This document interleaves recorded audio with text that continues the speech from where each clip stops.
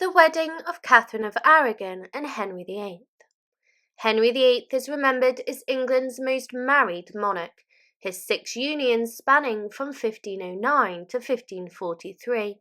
But what were these weddings actually like? Modern royal weddings are synonymous with grand public celebrations, lavish processions, magnificent ceremonies in iconic venues like Westminster Abbey or St George's Chapel, and a Buckingham Palace balcony appearance.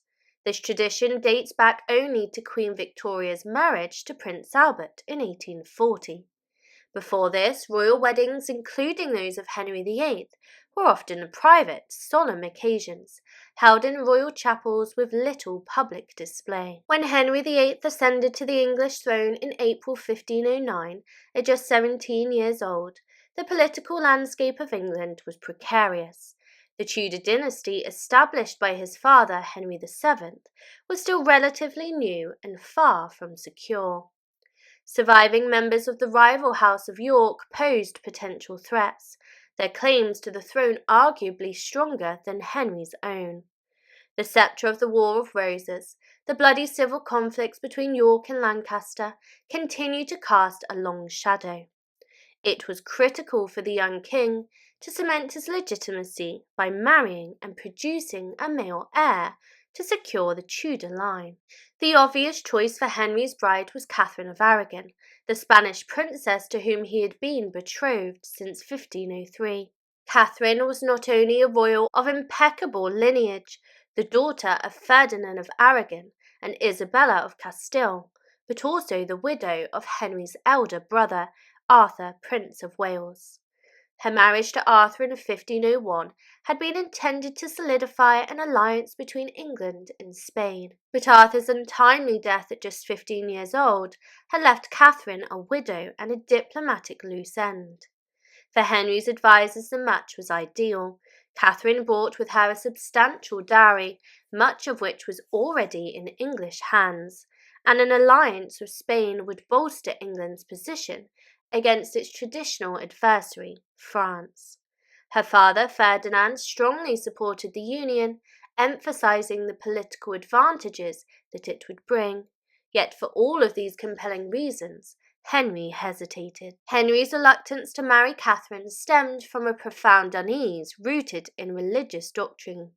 Marriage to a brother's widow was explicitly forbidden in the Bible, in passages from Leviticus that warned such unions were cursed and childless. Katherine, however, insisted that her first marriage to Arthur had never been consummated, and Pope Julius II had granted a suspension, allowing her to marry Henry on these grounds. Despite assurances from the papacy, King Ferdinand and his own council, Henry's scruples lingered. Was it truly lawful in the eyes of God? His advisers, however, dismissed his concerns. We have the Pope's suspension, they argued. Will you be more scrupulous than he is? Ultimately, the political and dynastic advantages of the marriage proved too significant to ignore. Henry also professed deeper admiration and love for Katherine. Though 6 years his senior, she was described as beautiful with fair skin, long golden hair, and an air of dignity and grace befitting a queen. For the young and idealistic Henry, marrying Katherine became not only a duty, but also a chivalrous act of love and honour. One day in early June 1509, Henry arrived unannounced at Katherine's apartment in Greenwich Palace. Alone, he dismissed her attendants, raised her from her curtsy, and professed his love. He asked her to be his queen, and Katherine, delighted and relieved, accepted without hesitation. Henry and Katherine were married on the 11th of June 1509, the feast of St. Barnabas, in an intimate ceremony in Katherine's private chapel at Greenwich. William Wareham, the Archbishop of Canterbury, officiated. Katherine, symbolizing her purity, wore a gown of virginal white with her long hair cascading loose beneath a gold circlet. The wedding party was small and the occasion private, as was typical for royal weddings of the time. After the ceremony, the newlyweds and their guests attended a mass at the nearby chapel of the observant friars. Unlike some royal unions, there is no record of a public bedding ceremony, where the couple would traditionally be escorted to their bedchamber amid great fanfare. Nevertheless, there was no doubt the marriage was consummated that night, and Catherine became pregnant almost immediately, though the child, a daughter, was stillborn.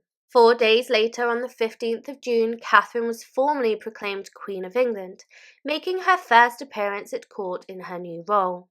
She adopted the pomegranate as her personal emblem, a symbol of fertility and hope for the Tudor dynasty. Despite her early pregnancies, Catherine would endure immense personal sorrow.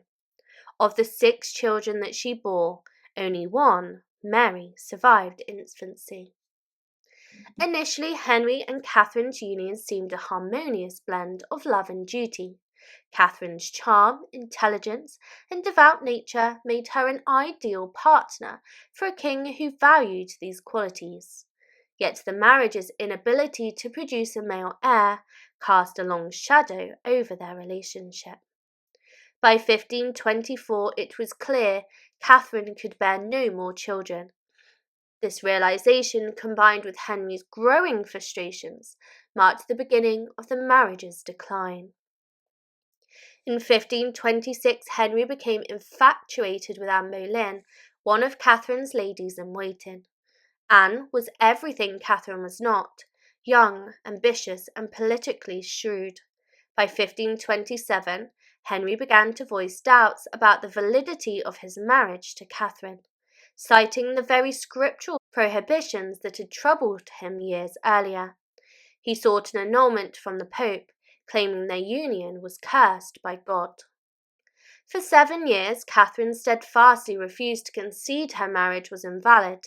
The Pope, reluctant to offend Catherine's powerful nephew, Emperor Charles V, delayed a decision, leaving Henry increasingly desperate. In 1533, Henry broke with the Catholic Church, declared himself supreme head of the Church of England, and annulled his marriage through his newly appointed Archbishop of Canterbury, Thomas Cranmer. By the time this formal declaration was made, Henry had already married Anne Boleyn. Henry's marriage to Katherine of Aragon was rooted in both necessity and romance, marked by hope for the future of the Tudor dynasty. Yet it ended in heartbreak, political upheaval, and the fracturing of Christendom in England. Catherine's dignity and unwavering faith throughout her trials remain a testament to her character, while the marriage's failure underscores the precarious balance of love, politics, and ambition in the Tudor court.